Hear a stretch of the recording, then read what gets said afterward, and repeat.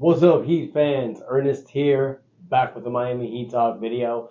Hope everybody's having a great day. Hope everybody's had a good week. Sorry I haven't posted a video for the last few days, you guys. Few reasons why. First reason, you guys know, my family and I, back last Friday, we went on vacation. Second reason, a lot of you don't know, while we were on vacation, we did get unfortunate news that our 13-year-old dog, Russell, suffered a stroke, came back home, took him to the vet. Unfortunately, we had to put him down. Terrible news for anybody. Nobody knows my personal life here that much besides my wife and my kids.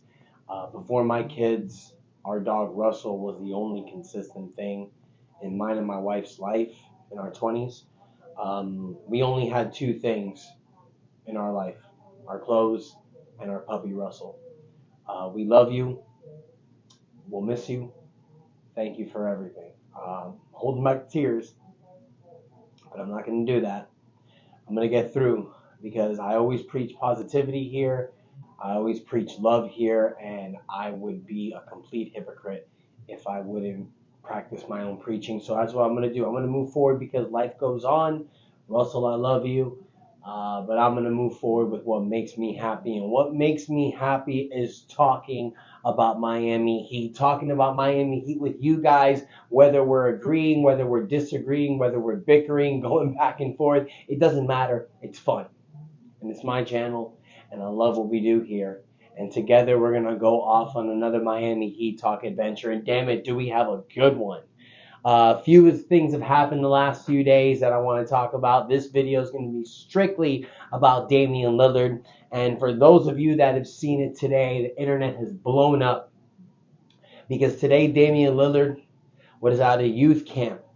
A camp where he invites some of the very top recruited future athletes that are in high school, going to college, future NBA prospects. This was a private camp. And in that camp, Damian Lillard has an interview with Marc Spears, a very credible reporter, where he basically talks about the camp, talks about a few things. But you know Marc Spears is going to bring up the trade request. And what was Damian Lillard's response? He doesn't want to talk about the Portland Trail Blazers.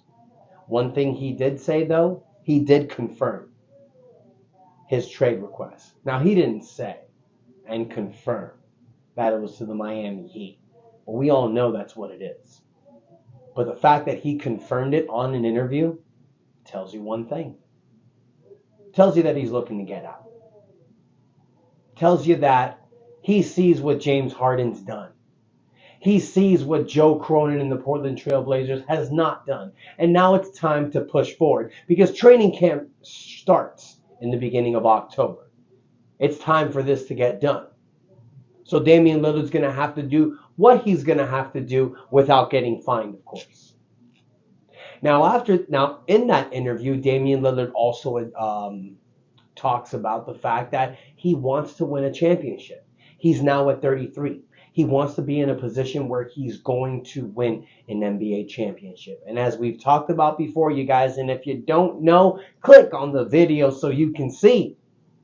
But as we've talked about in the past, the Miami Heat is the perfect solution for Damian Lillard. The Miami Heat offers Damian Lillard the best solution for him to be the same player that he is and competing for a championship. This Miami Heat team, whose top two players, Jimmy Butler and Bam Adebayo, are mainly defensive-minded players. Bam Adebayo, who's not known for being the number one option. Jimmy Butler, who would be happy to give the reins to somebody else offensively if it means for him to pick and choose his moments. Damian Lillard on this team will be the perfect solution. He can play his same game. Nothing has to change. He will be in a better solution, poised to win an NBA championship. And if the solution is right, and if the perfect trade package is done, what would be kept with these three guys can be a heartbreaker for other teams, not for us. If we're able to make this trade and keep guys like Caleb Martin and possibly Tyler Hero, because here's the thing. We've talked about potential trades in the past. We've talked about a potential third, 14th trade. Training camp starting in a month. Teams have basically been filled out. Now you got your Christian Woods, your Goran Dragic's, your Justice Winslow's. You got your guys that are waiting to see what's going to get done. Waiting to see what happens with James Harden and Damian Lillard to see where they're going to go. But at this point, most teams are pretty much rostered up. So a potential 3-team, 4-team trade may not be possible. Now, you can get a team like Brooklyn to do a 3-team deal to send Tyler Hero to that third team so Portland can lock in more draft picks. But the problem with that, so much time has gone by that it's hampered Portland's opportunity to get all the draft picks they want. If Portland really wanted 6 to 7 draft picks, this trade would have been done July 1st.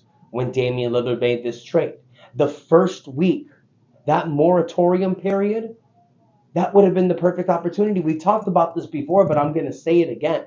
If Portland really wanted all these draft picks, they would have made these trades before guys like Gabe Vincent, Max Strus, Victor Oladipo's trades were made. You would have done a monster 6 to 7 team trade. Unloaded all these draft picks. Sent Tyler Hero to a team like OKC to get multiple draft picks back. Unloading some of those draft picks that they have for us. But Portland didn't do that. They dragged it out, made it wait, and we're at where we're at now. To the point that they may have to accept a trade that's centered around Kyle Lowry, Jaime Jaquez, Nikola Jokic, and a few fillers, maybe a Duncan Robinson. They may have to accept a trade like that because no other team may be in on this for a 3-4 team trade. So, with this happening, you guys, with the possibility of not just having Damian Lillard, Jimmy Butler, and Bam Adebayo, we may also have Caleb Martin and Tyler Hero included. Now, we're going to lose a lot of capital. We're going to lose a lot of future capital like draft picks and young players. But still, we have Josh Richardson. We have Thomas Bryant. If we're able to keep Caleb Martin and Tyler Hero, fill in with this roster with other minimum salaries, with guys that are going to take less money to come here, like Christian Woods, Kelly Oubre's, guys like that that'll come here for the minimum to win. Now, the question is, when does this trade get done? I've said it before, you guys, and I'll say it again. This should happen before training camp. Hopefully it does. You want this Miami Heat roster going into training camp with Damian Lillard. You don't want it happening during the season. You want 2024 to be the season. You don't want to play for 2025. The time is ticking. Jimmy Butler and Damian Lillard are both 33 years old. Jimmy Butler will be 34 next season. The time to win is now. This window is 2-3 more years. We'll deal with these bad contracts when we have to, you guys. We'll figure it out. But right now it's to add some more years on that banner. That's what we need to do. Now, a few interesting things have happened after this interview with Damian Lillard. But before I'll get to that. No, actually, let's get to that.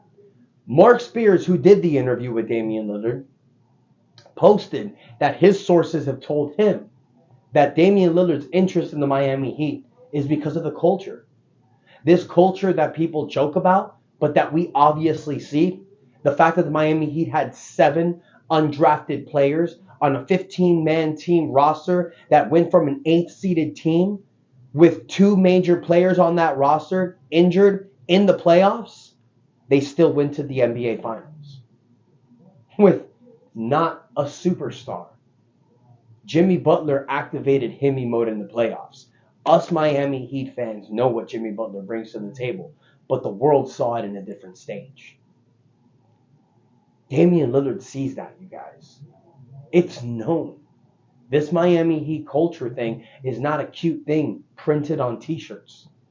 We saw it in center stage in the 2017 season when you had a team that was 11-30 and then Dion Waiters happened. You win 30-11.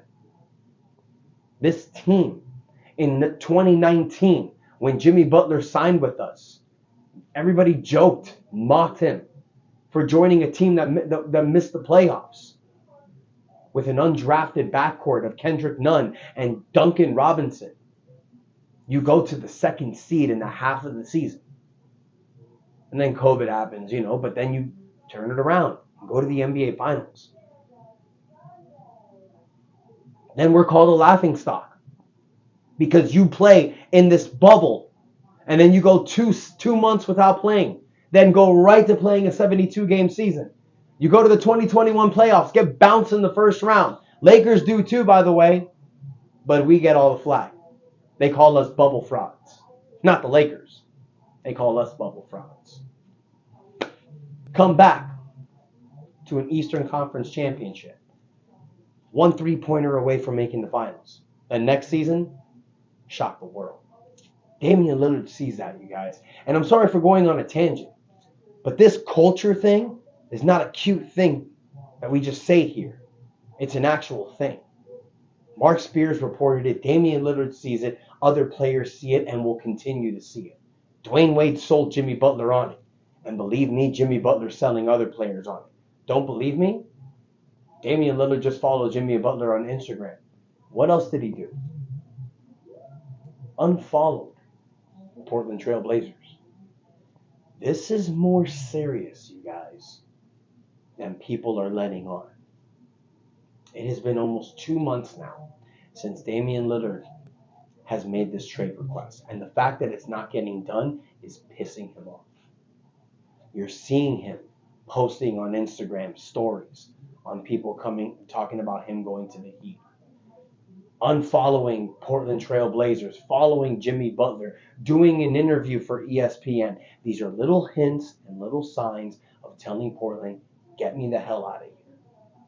I'm not saying he doesn't have love for Portland. I'm not saying he doesn't have love for the Blazers. I'm saying 11 years is too much of this, and it's time for a change. And the fact that it's taken this long is probably pissing him off. But with that comes good news, because another report by IG Hoops on Hoops Hype 2 days ago came out and stated that the Miami Heat and Portland Trail Blazers will pick up and engage talks for a possible trade for Damian Lillard. So it's like we've said before, you guys, teams have been on vacation. The end of July, August, it's usually the downtime in the NBA. It's usually the time when people are taking their vacations or taking their break. September, they come back, gearing up for training camp. So who knows? This trade may happen sooner rather than later. Hopefully it does, because I'm sick and tired of talking about the same thing, you guys. Sick and tired. I know you're sick and tired of hearing it too, but I thank you guys so much for being here and talking about it. So I want to hear from you guys. What were your opinions about this interview from Damian Lillard today? Do you think it means something, or do you think it's just smoke in the wind? What do you guys think about this whole Instagram thing with Damian Lillard unfollowing the Portland Trail Blazers and recently following Jimmy Butler? Think it has any noise? You've seen players do it before. Anthony Davis, Derrick Rose, James Harden, where they publicly unfollowed teams on social media, and it's meant something. So what do you guys think about that? What do you guys think about a potential trade? Do you think this is going to be a multi-team trade, or do you think it's going to be a straight-up trade between Miami and Portland? We all have heard that Miami doesn't have enough assets to make a straight-up trade. I think Portland's not going to have any other choice because of how long this has taken. Let me know what you guys think in the comments. Take a moment to smash the like button. So sorry I haven't hit up much comments in the last video. Family and I have been going through a lot, you guys. I'm holding it in right now. But that dog for the last 13 years was my boy. I'm going to miss you. I'm going to love you, Russell. Thank you. It's going to be weird not hearing the little clacks on the floor anymore. Not hearing your distant barks when I'm at work. But I love you, and I'm sorry, guys. I know this is a Miami Heat channel. I don't mean to get all sappy, but I love that dog, and I know a lot of you are going to tell me not to even worry about that. I know a lot of us, we have some love here, some of us bicker, but one thing that we can all agree on is that whether you have someone in your life, whether it's a human or an animal, when they go, it sucks.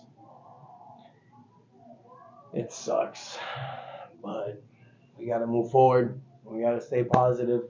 and I'm going to do the best I can. Thank you guys so much for listening to me, giving me the opportunity to get my mind away from this for a little bit. You guys have no idea how much this means to me. Thank you guys so much, and if you can, please take a moment, hit the subscribe button. It would really mean a lot to me. Keeps me going forward. We're so close to that 2,000 subscriber hit. So I want to thank you guys so much for taking the time again to listen. And until next time, your boy Ernest out. Russell, I love you, man. This ain't goodbye. This is see you later. That's enough said. Later.